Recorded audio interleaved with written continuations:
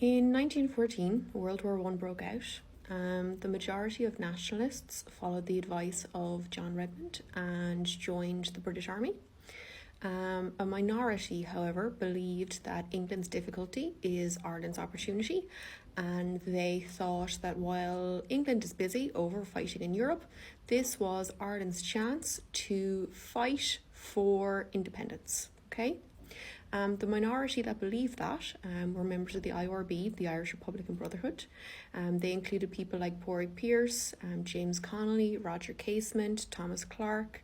They set up kind of a group called the Military Council, and this Military Council was responsible for planning the 1916 Rising, or sometimes it's called the Easter Rising. Roger Casement was sent to Germany to get arms and ammunition for the Rising. However, Casement and the ship that he was on, the Oud, were captured off the Kerry coast. The Military Council gave Eoin MacNeill, he was the leader of the IVF, a forged document called the Castle Document, saying that Britain planned to arrest kind of key leaders in the Irish Volunteers.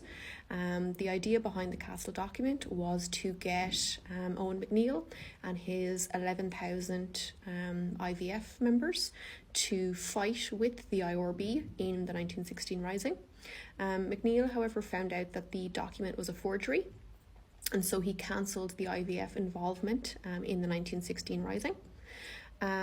Despite kind of a limited number of arms, a limited number of people taking part, the Easter Rising went ahead on Easter Monday 1916, which was the 24th of April. There's kind of many reasons why. A lot of people would argue one of the main reasons is because Pearse believed in this idea of a blood sacrifice. That means that kind of Pearse hoped that if people like him kind of fought and died for an Irish Republic, it would inspire later generations to fight as well. Okay. The rebels took over key buildings across Dublin, like the GPO, Boland's Mills and the Four Courts. They did not, however, manage to take over Dublin Castle. Pádraig Pearse read out the proclamation of the Irish Republic on the steps of the GPO. Britain kind of shelled Dublin using a gunship called the Helga. And in less than a week, the rebels surrendered. There's a number of reasons for the failing of the 1916 Rising. It was largely confined to Dublin. The IRB were outnumbered. There was a shortage of guns and ammunition, and the Rising was not supported by the vast majority of the people.